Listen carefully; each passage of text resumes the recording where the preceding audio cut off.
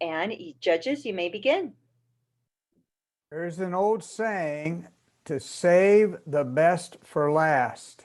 We're going to find out whether that's true here today. Good afternoon and congratulations to you. And we are very pleased to be your judges for this session of the We the People Invitational. I am Tom Tinder, an attorney from Charleston, West Virginia. Good afternoon. My name is Emmanuel Caudillo, Senior Advisor with the White House Hispanic Prosperity Initiative in Washington, D.C. Good afternoon. It's good to see you all again. I'm Jen Howell, the Co-Executive Director of Virginia Civics, the home of the Virginia We the People program.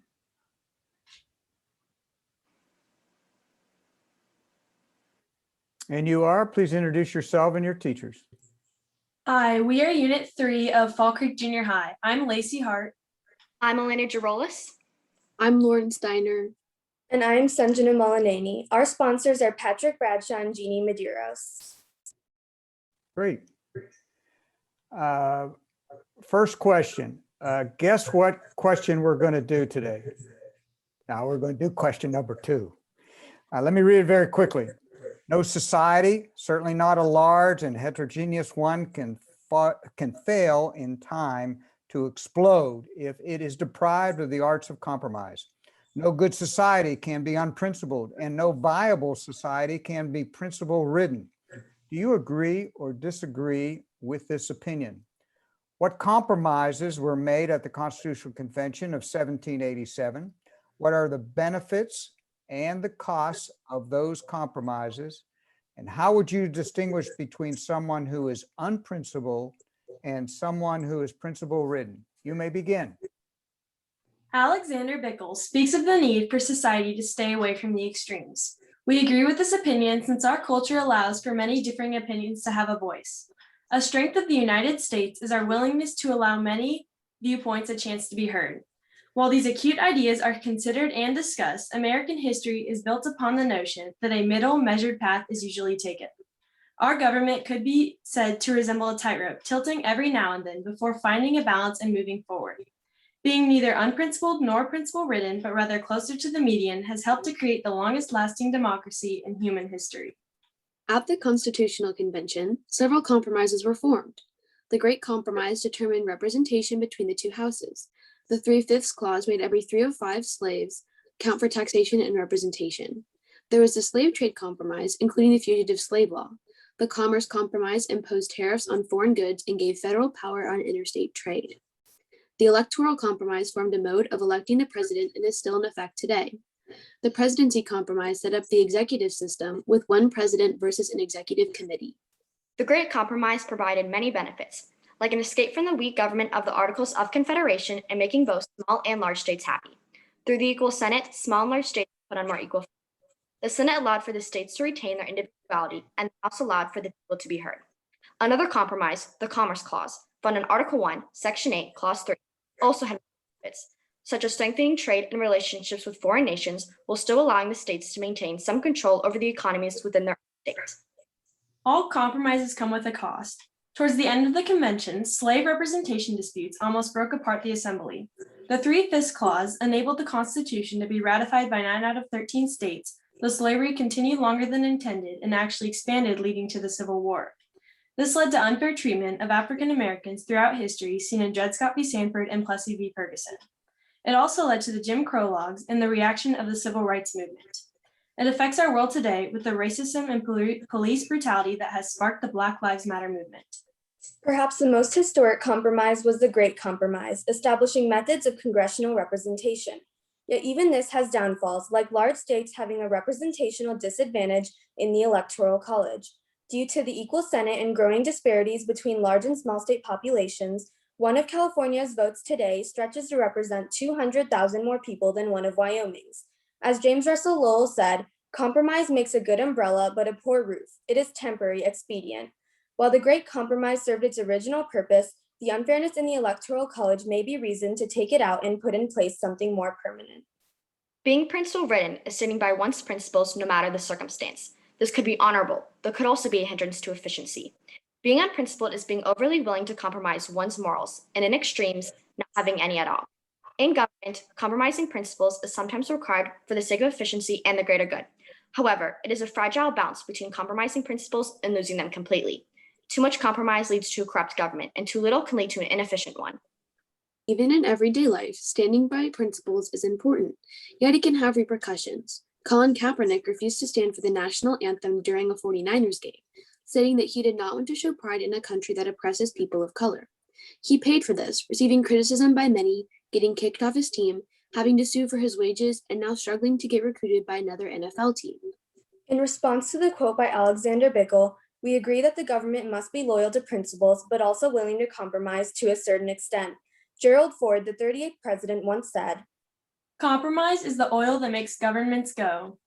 "This is absolutely true, but we must remember that too much of anything can be disastrous, and compromise is no exception." We are now prepared for your follow-up. Okay, first question. You talked about the Electoral College, and there have been some discussions and ideas thrown out about changing it, either changing the Electoral College structure or by doing away with the Electoral College and electing our presidents by a popular vote. Do you think there should be changes made in the Electoral College process? Why or why not? I believe that there can be changes to the Electoral College. For example, in an election, a candidate, if they win the votes of the 10 largest states, they already have 270 votes, which is what they need to win the election. And I believe that this could be replaced with the congressional district method that is currently in use by Maine and Nebraska. To add on to my colleague Lacey, I also believe that we need to make changes to our electoral college because gerrymandering has been rigging the electoral college a lot, which is even seen with our state, Indiana, by rigging it in favor of the Republicans by redrawing the district lines. I agree with my colleague Lacey that the congressional district method is definitely an option because in many recent elections, the popular vote has not reflected who the candidate who actually ends up becoming president, and the congressional district method could change this.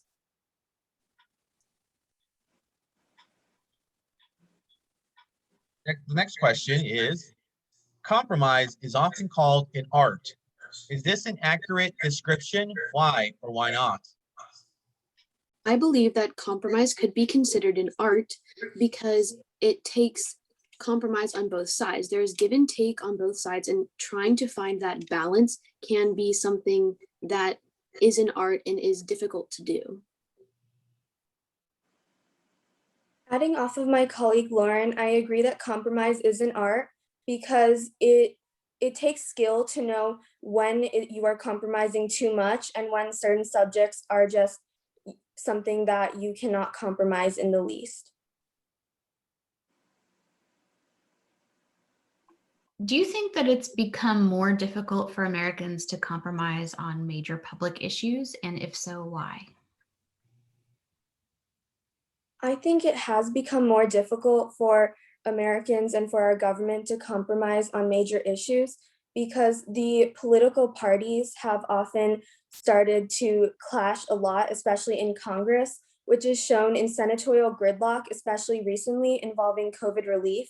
In early March, a $1.9 trillion COVID relief package was only passed with no Republican votes after many delay tactics from Republican senators. This shows the struggles we go through to get one side to agree and to get things passed. Building off of my colleague Sanjana, it can be very difficult in today's society to compromise because of mass media where everybody gets a say in what they believe in. So by using social media platforms, it can cause a lot of political unrest, so to speak, between the parties.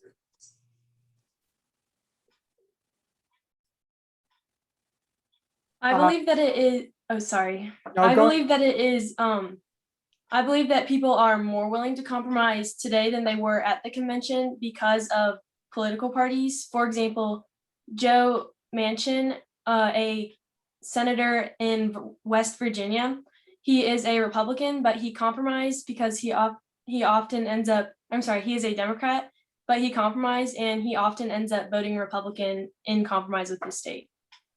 I respectfully disagree with my colleague Lacey. I believe that we are not compromising as much as we need to in our government, which is seen as matters with abortion, where we were not able to compromise in Congress. So the matter was then taken to the Supreme Court, and 9 unelected government officials were deciding something huge.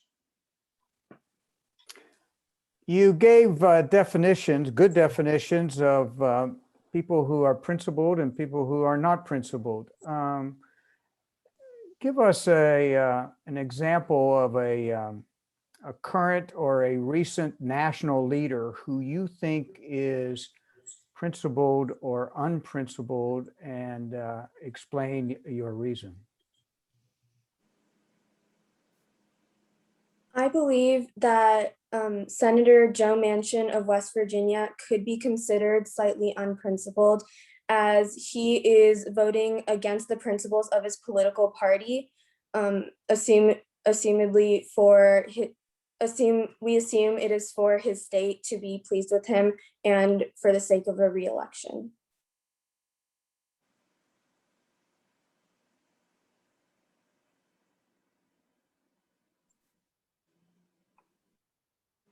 I think you just made a point there on this recent answer here, and that is, can you be unprincipled for one area and then principled for another? I mean, it was a principle for a political party, but also principled for your state. And so, is it possible to be unprincipled and principled at the same time, but in different viewpoints, or should one consider just be principled all over? I'm interested to hear your thoughts on that, and could you just explain a little bit why? I believe that it is possible to be principled over some things and more unprincipled over other things, because there are certain things that you could be willing to compromise. There are certain things that you could be willing to compromise, but you'd rather keep and stand your principles. But there are also things that you should be absolutely unwilling to compromise, and this can waver from person to person.